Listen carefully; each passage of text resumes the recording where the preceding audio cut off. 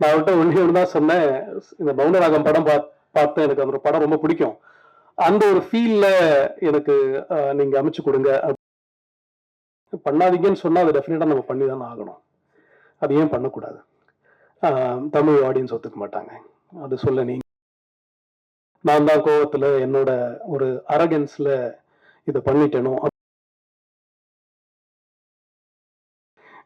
ஒரு லெஸ்பியன் படமா வேணாங்க, நாங்க பார்க்கல. இட்ஸ் நாட் அவர். சில பேனர்ஸ் வந்து ரிலீஸ் பண்ணவும் வந்தாங்க. பட் எங்க பேர் போட வேண்டாம், அது போடணுமான்னு.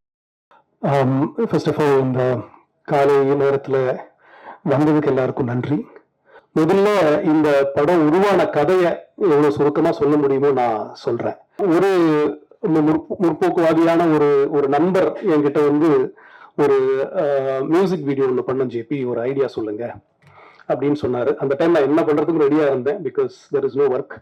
அப்ப நான் அவருக்கு ஒரு ஐடியா சொன்னேன். ஒரு பட்டர்ஃபிளைல, ஒரு கொக்கூன்ல இருந்து ஒரு பட்டர்ஃபிளை வெளியே கஷ்டப்பட்டு வெளியே வந்து சிறகு முளைச்சு அது பறக்குது. அதே மாதிரி பேரலி கட் பண்ணி ஒரு பொண்ணு அழகான ஒரு டான்ஸை ப்ரெசென்ட் பண்றான் அவங்க அம்மாக்கு. இதை ரெண்டுத்தையும் கட் பண்ணி அவளோட செக்ஷுவாலிட்டியை அவ வந்து அவங்க அம்மாக்கு சொல்றா. நான் வந்து என்னது அப்படின்ற ஓப்பன் அவுட் பண்றா அப்படின்ற கான்செப்ட் சொன்னேன். ரொம்ப நல்லா இருக்கு ஜேபி, பட் அது வேணுமா, கொஞ்சம் வேற எதனா சொல்லுங்களேன். ஏன் ஏன் ஏன் அப்படின்னு கேட்டேன். இல்லை அது வீட்டில் காட்ட முடியாது, கலீக்ஸ் கிட்ட எப்படி ஷேர் பண்றது அப்படின்னாரு. ஸோ அது என் மனசுக்குள்ள ரொம்ப ஆழமா பதிஞ்சிருந்தது. ஏன் அப்படின்னு எனக்கு அப்போ வந்து இதை பத்தி எதுவுமே தெரியாது. ஸோ அந்த கொஸ்டின்ல இருந்து எழுதுனது தான் இந்த படம். ஸோ அதுக்கப்புறமா நான் அதை எழுத ஆரம்பிச்சேன், ரிசர்ச் பண்ண ஆரம்பிச்சேன். அந்த மாதிரி நிறைய மக்கள் கிட்ட பேசியிருக்கேன். பேசி அப்படி உருவாக்குன கதை தான் இது. ப்ரொடியூசர் பண்றேன்னு சொல்லிட்டு கடைசி நேரத்துல ஆஸ் யூஷுவல் நிறைய பேருக்கு டிஸ்கஸ் பண்ணேன், இது பண்ண வேண்டாம், கமர்ஷியலா எனக்கு பெரிய ஆசைலாம் கிடையாது, போட்ட பணம் எடுக்கிற மாதிரி ஒரு கதையை கொடுங்க அப்படின்னு கேட்டார். சார் அப்படி எனக்கு கதை பண்ண தெரியாதே சார், அப்படி போட்ட காசு எடுக்கிற மாதிரி எப்படி பண்றது, பிசினஸ் தான் பண்ணோம், படம் பண்ண முடியாதுல்ல அப்படின்னு சொன்னேன். அண்ட் அதுக்கப்புறம் அப்படியே நின்றுடுச்சுங்க. லாக்டவுன் டைம்ல இந்த மாதிரி தமிழ்ல நாங்கள் ஒரு ஸ்கிரிப்ட் கதை பண்ணலாம், இது படம் பண்ணலான் இருக்கோம் ஜேபி, கதை இருக்கான்னு கேட்டாரு. இந்த கதையை சொன்னேன். இமீடியட்டா அவர் எஸ்ன்னு சொல்லிட்டாரு. நான் என்னோட பார்ட்னர்ஸ் ப்ரொடியூசர்ஸ் கிட்ட பேசுறேன், இந்த கதை ரொம்ப நல்லா இருக்கு, பண்ணிடுவோம் அப்படின்ட்டு. நான் சொன்னேன் இந்த மாதிரி தலைக்கூத்தல் பண்றேன் சார், அதுக்கப்புறம் பண்ணலான்னு. அன்னைக்கு கொடுத்த வாக்கு தான் அதை காப்பாத்தினாரு. அண்ட் தலைக்கூத்தல் முடிச்ச உடனே காதல் என்பது பொது உடைமை என்ற படத்தை பண்ணோம். இல்லை நான் என்ன ஏன் இந்த கதையை நான் சொல்றேன் அப்படின்னா, இங்க நிறைய பேர் மீடியாவில் இருக்கிறவங்களா இருந்தாலும் சரி, நண்பர்களாக இருந்தாலும் சரி, நான் ரீசென்ட்லி ஒரு ஸ்டில் போட்டோகிராஃபர் மீட் பண்ணேன். அவரு ஸ்டில் போட்டோக்காக இல்லை, அவர் படம் எடுக்க வந்திருக்காரு, அவர் இயக்குனர் ஆகணும்னு ஆசைப்படுறாரு அப்படின்னாரு. ஸோ அந்த மாதிரி நிறைய பேர் சினிமா ஆசையோட வந்து இருக்கீங்க. ஸோ அது சில பேருக்கு சீக்கிரமா நடந்தது, சில பேருக்கு லேட்டா நடக்குது. பட் கட்டாயமா நடக்கும். அந்த முயற்சி இல்லட்டா நம்மளால முடிஞ்ச அந்த சின்ன வேலை எதனா பண்ணிட்டு இருந்தா அது வேற இடத்துல கனெக்ட் ஆகும், அது வேற இடத்துல கனெக்ட் ஆகும். அப்படி கனெக்ட் ஆகி டெஃபினட்டா நீங்க நினைச்ச ஒரு விஷயம் நடக்கும், அது சாதிக்க முடியும் அப்படின்னு நான் சொல்ல விரும்புறேன். இது ஒரு மோட்டிவேட்டிங் இதுவா நீங்க எடுத்துப்பீங்கன்னு நான் நினைக்கிறேன். ஸோ இனி செகண்ட் பார்ட்டுக்கு வரேன். படம் எப்படி உருவாச்சுன்ற விஷயத்த சொல்லிட்டேன். ஸோ அதுக்கப்புறமா ப்ரொடியூசர்ஸா ஜோமன் தான் ஃபர்ஸ்ட் என்கிட்ட பேசினாரு. பேசின உடனே அவர் சொன்னாரு, ஜெபி ஒரு 1 crore நம்ம முடிக்கணும், நம்ம ட்ரை பண்ணலாம், I cannot give you the word, will try our best அப்படின்னு சொல்லி அதுக்கப்புறமா தான் வந்து ஜியோ பேபி கிட்ட பேசி டெஃபினட்டா நான் ஒண்ணு மட்டும் சொல்லிட்டேன். இது வந்து அகைன் ஒரு ஃபெஸ்டிவல் படமா எடுத்து ஈஸியா நம்ம வந்து ஃபெஸ்டிவல் எல்லாம் போகலாம், பாராட்டுகள் வாங்கலாம், அவர் வாங்காம போகலாம். பட் இது எப்படியாவது மக்கள் கிட்ட போய் சேர்க்கணும். ஒரு கமர்ஷியல் ஃபார்மேட் இல்லைனாலும் ஒரு ஜனரஞ்சகமா ஒரு படமா, ஒரு என்டர்டெயின்மெண்ட் வேல்யூ இருக்கிற படமா கிரியேட் பண்ணோம். So we need actors, we need faces அப்படின்னு சொல்லி பேசும்போது தான் லிஜோ மோல் பத்தியும் ரோஹினி மேடம் பத்தியும் ஜியோ பேபி சார் சொன்னார். சொன்ன உடனே எனக்கு அப்படியே ஸ்ட்ரைக் அடிச்சு, பெர்ஃபெக்ட் சார், ஐ மீன் இவ்வளவு வெயிட் பண்ணதுக்கு இதுதான் காரணம் போல இருக்கு, எல்லாமே கூடி வரும் அப்படின்னு தோணுச்சு. அண்ட் சொன்ன மாதிரி தான் எனக்கு அது டிலே ஆகல. அவங்க கிட்ட சொன்ன உடனே கதையை படிச்சுட்டு அவங்க எஸ்ன்னு சொல்லிட்டாங்க. ரோஹினி மேமும் அதே மாதிரி தான். அண்ட் கலேஷ் வந்து முன்னாடியே நான் அவனை கேஸ்ட் பண்ண வேண்டியது, லென்ஸ்ல என்னோட கேரக்டர் பண்ண வேண்டியதுதான். Kalesh is a theatre actor. And so அவன்கிட்ட பேசினேன், அவனும் பண்றேன்னு சொன்ன. லாஸ்ட் ஆஃபீஸ்லாம் போட்டு கேஸ்ட் பண்ண முடியாத கேரக்டர் வந்து வினித் சார் கேரக்டர் தான் இருந்தது. நான் தேடிக்கிட்டே வந்து எனக்கு யாரையுமே கிடைக்கல. அப்பதான் என்னோட ஏடி பிரபு வந்து தெலுங்கு ஃபிலிம்ல இருந்து ஒரு சீன் காமிச்சான். அதுல அப்பாதான் நடிச்சிருந்தாரு. அது பார்த்த உடனே நான் சொன்னேன் எஸ் இவர் தான் அப்படின்னு சொல்லி. அண்ட் அவருக்கும் ஸ்கிரிப்ட் அனுப்பிச்சேன், அதுவும் ரொம்ப ஸ்மூத்தா படிச்ச உடனே என்னை திருப்பி கூப்பிட்டு ரொம்ப நேரம் பேசினாரு, பண்றேன் அப்படின்னு ஒத்துக்கிட்டாங்க. ஸோ அவங்களுக்கெல்லாம் ரொம்ப ரொம்ப நன்றி சொல்ல நான் இந்த டைம்ல கடமைப்பட்டிருக்கேன். Thank you so much. Thank you. Yeah finally வந்து இந்த படத்துல வந்து வீடு வந்து ரொம்ப முக்கியமான கேரக்டர். நீங்க பார்த்துருந்தீங்க நிறைய ஷாட் வீட்டில் இருந்திருக்கும். ஸோ ஆர்ட் டைரக்டர் கூப்பிட்டேன், இன்னைக்கு வரல அவரு, maybe is busy working. Arusamy sir, அவர் வந்து நான் அவர்கிட்ட ஒன்று தான் சொன்னேன், இந்த மௌனராகம் படம் பார்த்தேன், எனக்கு அந்த படம் ரொம்ப பிடிக்கும், அந்த ஒரு ஃபீல்ல எனக்கு நீங்க அமைச்சு கொடுங்க அப்படின்னு சொன்னேன். அது ரொம்ப நல்லாவே அவர் பண்ணி கொடுத்துருக்காரு. அண்ட் அப்புறமா வந்து நீங்க கேட்ட பாடல், நான் ஏன் அதுக்கு லாஸ்ட்ல வரேன்னா அவங்கள பத்தி நிறைய பேசணும். அதனால கண்டன் நாராயணன் அப்படின்ற மியூசிக் டைரக்டர் தான் இந்த படத்துல பேக்ரவுண்ட் ஸ்கோர் அண்ட் நீங்க கேட்ட 2 பாடலையும் கம்போஸ் பண்ணியிருக்காரு. அவரு வந்து எனக்கு அறிமுகமானது வந்து தலைக்கூத்தல்ல பிரமாதமான பேக்ரவுண்ட் ஸ்கோரும் பாட்டு எனக்கு கொடுத்திருந்தாரு. அண்ட் இந்த படம் இதே மாதிரி ரொம்ப சின்ன பட்ஜெட்ல இருக்கு கண்ணன் சார், நம்ம எப்படி பண்ணலாமா அப்படின்னு, அது என்ன பட்ஜெட் ஏது அதெல்லாம் ஒண்ணுமே கேட்கல அவரு, நம்ம பண்ணிடலாம் ஜேபி வாங்க அப்படின்னாரு. ஸோ அதுக்கு பெரிய நன்றி Kannan sir, thank you so much. Thank you. அப்புறம் டெஃபினட்டா அந்த பாடல் நான் உமா மேடம் கூப்பிட்டு அந்த படத்தை காமிச்சேன். ஃபர்ஸ்ட் கட் எடிட் கட் காமிச்சு, இது ஒரு ரொம்ப முக்கியமான பாட்டா இருக்கணும். நம்ம இது வரைக்கும் தமிழ் சினிமால 2 பெண்கள், மெயின் ஸ்ட்ரீம் சினிமால சொல்றேன், 2 பெண்களோட காதலை வந்து நம்ம வந்து காமிச்சது இல்லை ஸ்கிரீன்ல.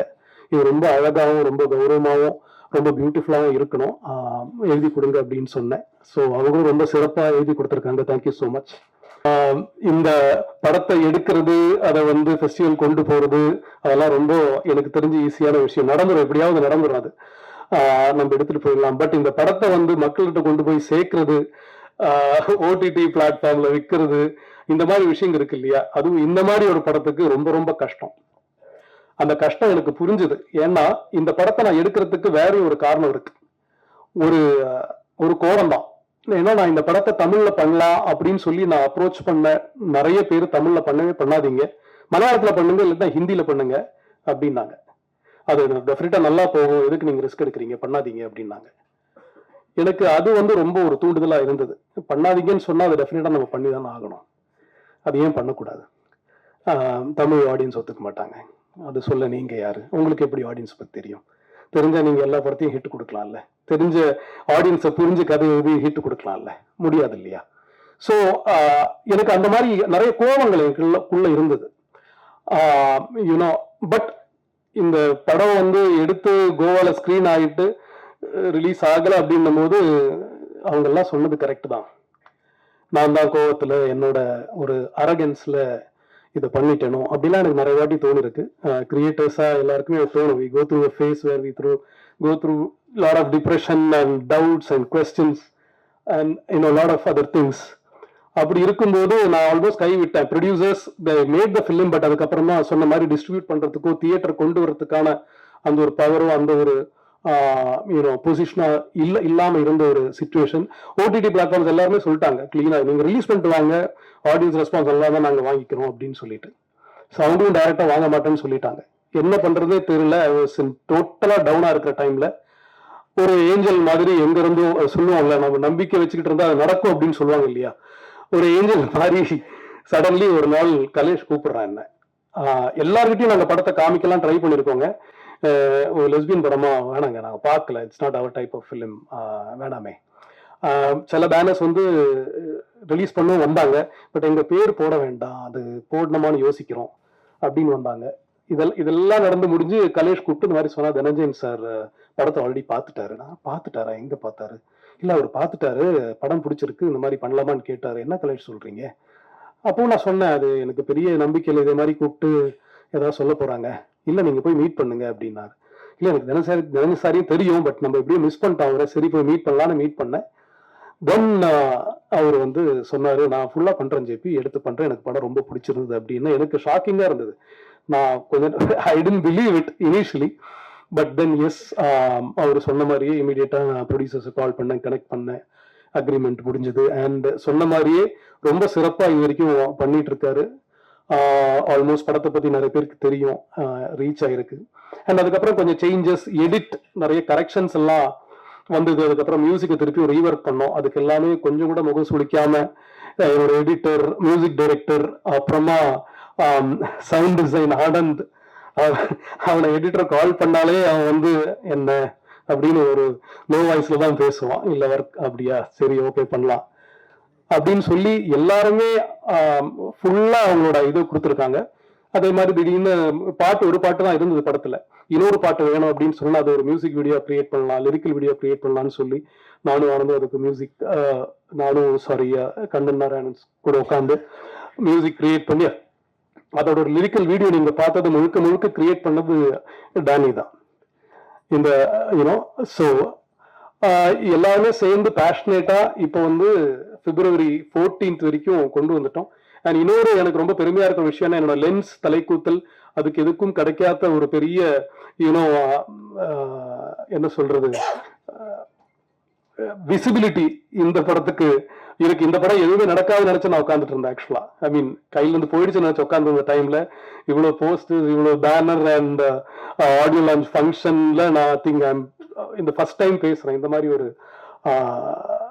ஃபங்க்ஷன்ல, அதுவும் என்னோட படத்தோட ஃபங்க்ஷன்ல. எனக்கு ரொம்ப சந்தோஷமா இருக்கு, பெருமையா இருக்கு. இதுக்கு காரணமான ப்ரொடியூசர்ஸ் அண்ட் தனஞ்சயன் சாருக்கு ரொம்ப ரொம்ப நன்றி சொல்ல நான் கடமைப்பட்டிருக்கேன். யா ஸோ எல்லாருக்குமே ரொம்ப நன்றிங்க. இந்த படம் February 14th வருது. இது ரொம்ப முக்கியமான ஒரு பதிவா நான் நினைக்கிறேன். ஏன்னா இது வரைக்கும் தமிழ் சினிமால ஒரு கியூர் லவ் சொல்ற ஒரு படம் மெயின் ஸ்ட்ரீம் சினிமால மெயின் ஸ்ட்ரீம் ஆக்டர்ஸோட இது வரைக்கும் வந்ததே கிடையாதுங்க. இதை டெஃபினட்டா எல்லார்ட்டையும் போய் சேர்க்க வேண்டியது உங்களோட பொறுப்பு. And thank you Ravi. எனக்கு உங்களோட என்ன சொல்றது கடமை, பொறுப்பு, அதையும் தாண்டி ஒரு ரிக்வஸ்டாகவும் நான் கேட்டுக்கிறேன். Thank you so much. ஃபைனலா நான் வந்து இந்த படத்தோட லேடி மோகன்லாலை பத்தி பேசிட்டு நான் முடிச்சுக்கிறேங்க. தீபா அக்கா இதுல ரொம்ப பிரமாதமான ஒரு கேரக்டர் பண்ணியிருக்காங்க. நான் ஷூட்ல ஃபுல்லா அவங்கள லேடி மோகன்லால் தான் கூப்பிடுவேன். And thank you so much for coming. And